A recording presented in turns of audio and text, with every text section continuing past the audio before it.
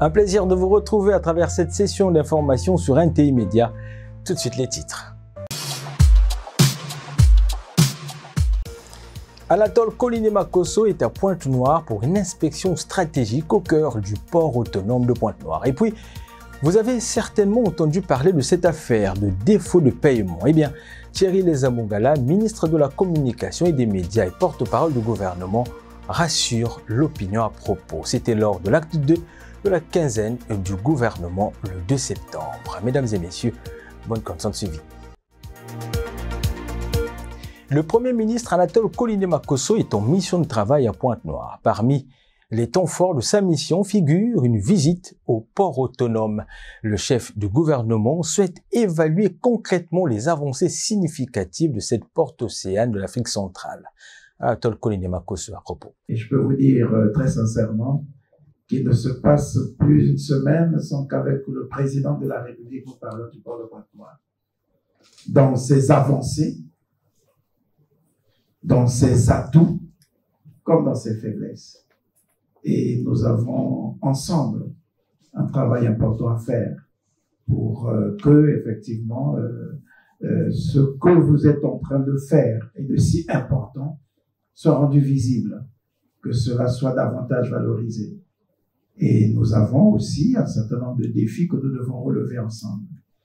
Juste après, aux côtés de Séraphin Bala, directeur général et les cadres du port, le chef du gouvernement et sa délégation se sont rendus dans les installations du port autonome. Tout d'abord au quai Multivrac en travaux, puis au quai D de Congo Terminal, avant d'embarquer à bord du remorqueur Pionnière pour une sortie en haute mer, point culminant de la journée.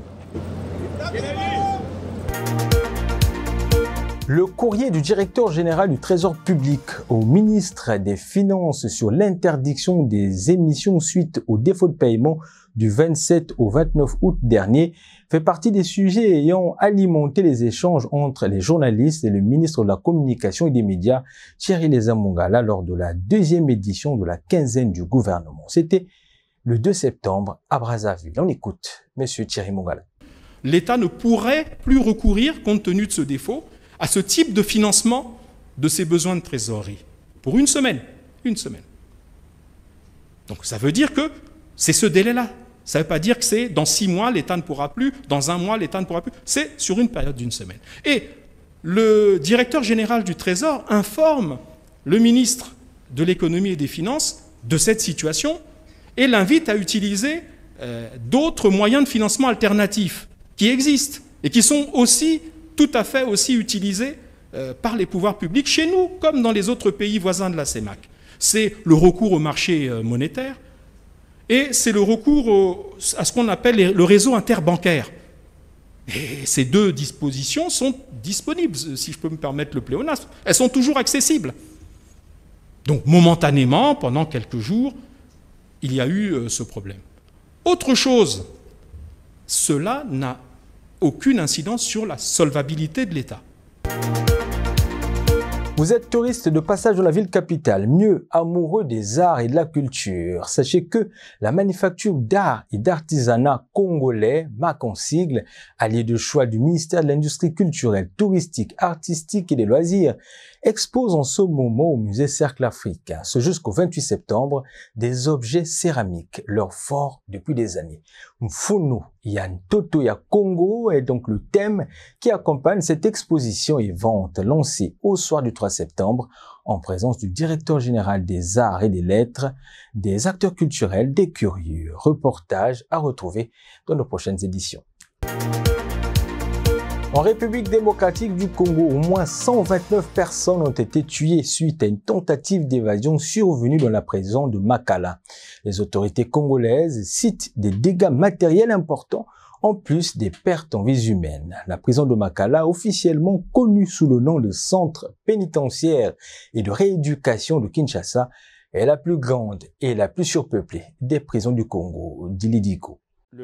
Dans une déclaration vidéo transmise à la presse, Jacquemain Chabani, ministre de l'Intérieur congolais, a indiqué que la tentative d'évasion survenue à la prison de Makala a fait plus d'une centaine de morts.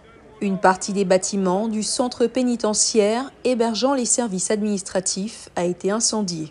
Le bilan provisoire sur le plan humain s'élève à 129 morts, dont 24 par balle, après sommation, les autres par bousculade, étouffement et quelques femmes violées.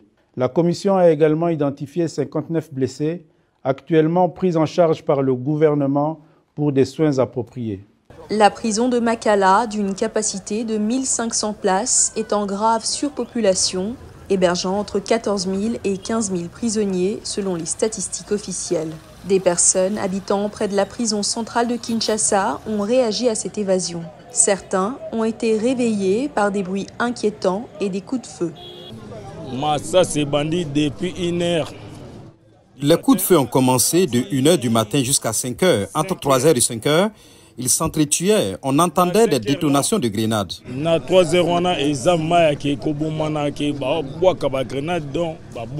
La police est arrivée en retard. Il n'y avait que les gardes de la prison qui tiraient des coups de feu. Avant 5h, il n'y avait pas de policiers. On voyait les gens fuir, les prisonniers en train de s'évader. On n'a rien compris jusqu'à ce qu'on remarque qu'ils ont bloqué la route. Il n'y avait pas d'accès. Que les autorités nous maintiennent en sécurité. Nous félicitons quand même notre police pour avoir remis de l'ordre. Mais du moins qu'on délocalise la prison. Il faut qu'on la délocalise vers le quartier Luzumu. Déjà, en 2017, une attaque nocturne a donné lieu à l'évasion de plus de 4000 détenus.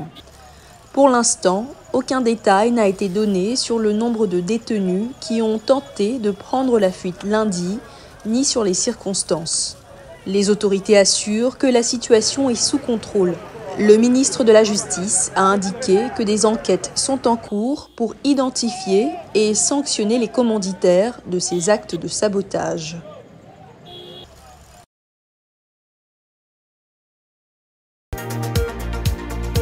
Je vous emmène à présent en Ouganda, découvrir une application mobile conçue pour redonner aux malvoyants le goût d'apprendre. Des nouvelles qui redonnent espoir quand on sait que l'accès au texte en braille reste un défi majeur pour de nombreux étudiants malvoyants en Afrique. La lenteur des progrès en matière de technologie d'assistance a entraîné de nombreux abandons scolaires. Mais ça ne devait plus être le cas aujourd'hui car un groupe de développeurs ougandais a mis au point une application Blind Assistance qui permet de lire des documents à haute voix. Rosine Munezero pour VOA Afrique. Ici, dans le district de Mukono, au centre de l'Ouganda, l'école secondaire Sir Apollo Kagwa est l'une des premières à avoir reçu une formation pour ses 24 élèves malvoyants et leurs assistants. Nous les formons d'abord à l'utilisation des smartphones. Nous avons constaté que certains d'entre eux ne les avaient même pas pris en main. Ils étaient tellement excités de les avoir et d'être formés à leur utilisation. L'introduction de l'application Blind Assistant a été bien accueillie par eux, car maintenant ils n'ont plus besoin de beaucoup d'aide. Ils peuvent lire en fait pour les examens. Ils n'ont plus besoin de passer 30 minutes en dehors de la salle d'examen pour que les textes soient transférés en braille. Maintenant, ils peuvent lire les instructions tout seuls et ensuite répondre, donc ils bénéficient des mêmes avantages que les personnes voyantes. Ahmad Mouangé, un étudiant malvoyant, explique que le Blind Assistant est une réponse à ses problèmes de lecture. Lire les notes n'a pas été facile parce que nos amis ont tendance à être trop occupés et que le temps passe vite. Cette application, le Blind Assistant, est venue résoudre tous ces problèmes. Nous pouvons lire seuls et dans le temps que nous voulons.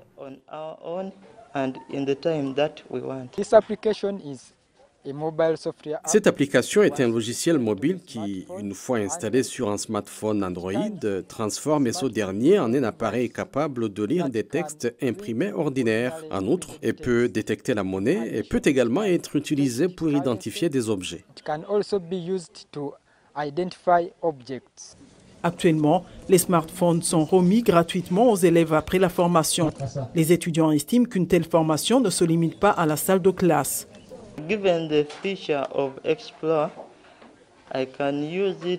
Compte tenu de la fonction de l'explorateur, je peux l'utiliser lorsque je voyage. Il peut m'aider à tout lire sur mon chemin et aussi à la maison.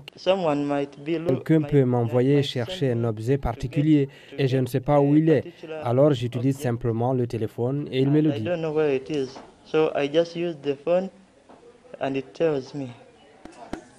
Les concepteurs espèrent offrir cette application à plus de 1000 élèves en Ouganda.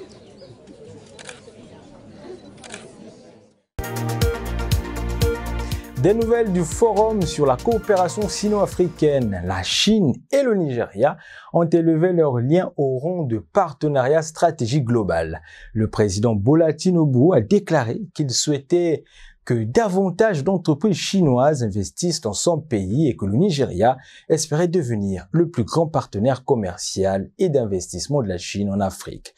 CGTN Média Partenaire. Lors de sa rencontre avec son homologue nigérian, les deux dirigeants ont annoncé l'élévation des liens vers un partenariat stratégique global. Le président Xi a appelé à promouvoir le développement des infrastructures, de l'énergie et des ressources minérales avec les industries et de favoriser la coopération pour une nouvelle croissance dans l'économie numérique et les nouvelles énergies. Le président Bola Tinubu a déclaré qu'il souhaitait que davantage d'entreprises chinoises investissent dans son pays et que le Nigeria espérait devenir le plus grand partenaire commercial et d'investissement de la Chine en Afrique. Lors de sa rencontre avec le président mauritanien Mohamed Ould Cheikh Ghazouani, les deux dirigeants ont annoncé l'élévation des liens bilatéraux au rang de partenariat stratégique. Le président Xi a déclaré que la Chine était prête à faire progresser la coopération de la ceinture et la route avec la Mauritanie et à approfondir la coopération dans des domaines tels que la pêche, les infrastructures et la technologie agricole. Le président Ghazouani a exprimé ses remerciements pour l'aide de la Chine à son développement et a déclaré que la Mauritanie est impatiente de promouvoir la paix et le développement en Afrique. C'est déjà la fin de cette session d'information. Mesdames et messieurs, prenez soin de vous et je vous retrouve demain à la même heure. Au revoir.